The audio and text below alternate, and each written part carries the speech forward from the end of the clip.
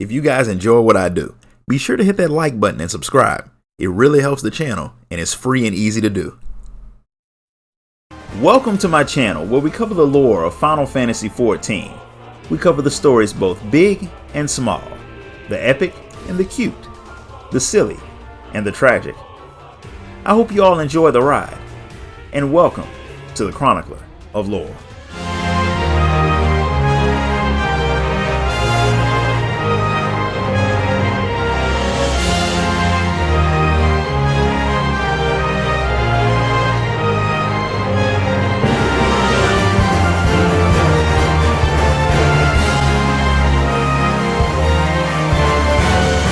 With all of the preparations made, the Warrior of Light gets ready to square off with Byakko. The Auspice lets his automatoma take over, and his new form looks incredible. Not only does it look cool, but he literally makes a tornado that tosses you and your fellow adventurers so high into the sky that you fall for what feels like forever before you finally hit the ground. We're just gonna ignore the fact that falling from that height and slamming into the ground like that would kill absolutely anyone. But the Warrior of Light just shrugs it off and gets right back into the fight. Since you managed to survive falling for a few miles, it's not surprising to anyone when you overpower Byakko. Now that he's back in control, the White Tiger praises your strength and comments on how you're very much like Tenzin. He had met the man long before the Kingdom of Doma had ever been created. Back then, because of his fur, Byakko had been marked as a harbinger of doom, so no one, neither human nor animal, wanted to be around him. Instead of sticking around where he wasn't wanted, Byakko had went alone into the mountains to wait for death. But instead of dying, he grew stronger and more unique as time passed, and even fewer creatures would dare to enter his domain. It was a lonely existence until one day he woke and there was a man just standing there. Byakko roared at him and threatened to kill him, but instead of leaving, the man introduced himself as Tenzin. He had always had the ability to talk to animals, which made his people label him a harbinger of doom and kick him out. Seems like people throw that label onto everything they don't understand. But with both of them being outcasts, Byakko and Tenzin became friends. They went on journeys together and ran into others like themselves that caused their group of friends to grow, which sounds a lot like the Scions of the Seven Dawn. Byakko could talk to you about his adventures all day long, but there are other things to do, so you head back to the Ryuzen Temple. Genbu is just as appreciative as you would have expected him to be since you helped his friend, but that doesn't explain what Tataru and Soroban are doing. The Kojin have some very powerful incantations, like the one that permanently gave the Warrior of Light, Alice and Lise the ability to breathe underwater. So Genbu has made Soroban do some training so he can help strengthen the wards on Koryu's prison. So far the Ninja Turtle is showing some real potential, and Tataru is very good at keeping the Kojin on task. I still think the tiny secretary is going to end up being a boss one day in this game. Just imagine Tataru turning into a primal that instead of taking your health, steals all of your gil. That actually sounds like something that would make for a cool gold saucer event. Of course they use your return as a good time to take a break from their training, so Tataru can ask about Tenzin.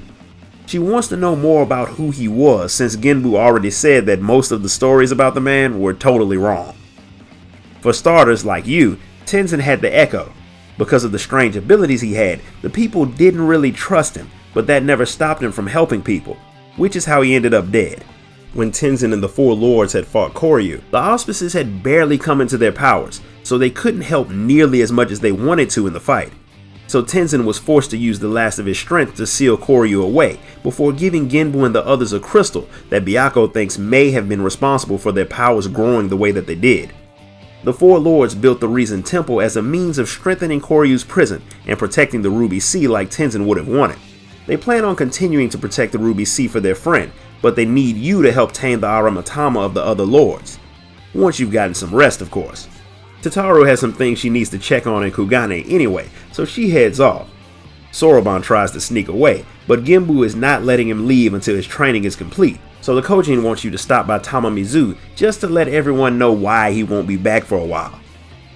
Bunshin is happy to hear that Soroban is getting the opportunity to study with Genbu, and since the old Auspice sent a letter giving permission to come and go to the temple whenever, Bunshin thinks that he might swing by to check on Soroban when he has time. After the Warrior of Light gets a little bit of sleep, he gets a call from Tataru saying she's going to the temple to give Soroban a snack, and she thinks you should come too.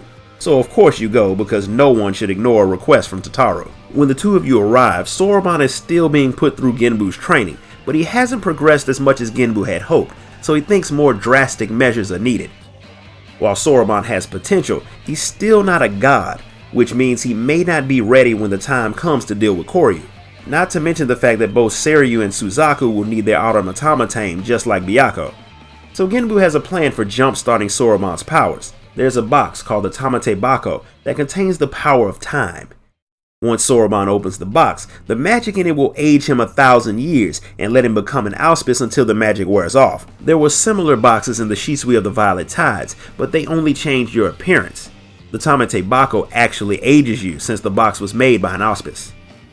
This particular auspice had lived long enough to see some of his friends get consumed by the automatama, forcing him to kill them. He knew that he would eventually share the same fate, so he created the Tamatebako and used it to age himself into oblivion.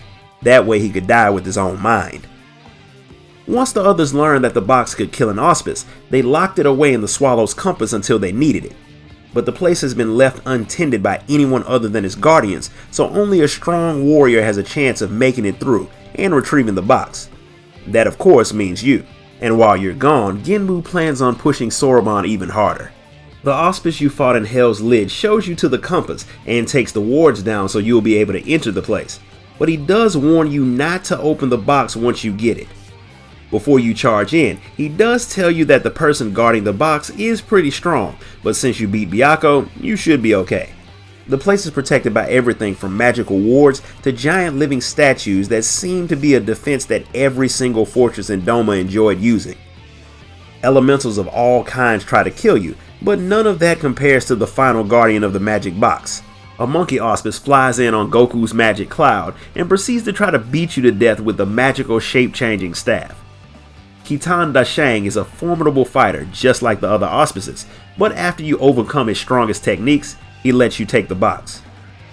With it in tow, you head back to Genbu to see if the magic will be enough to make Soroban into an auspice. It does, but it doesn't work out the way that you think.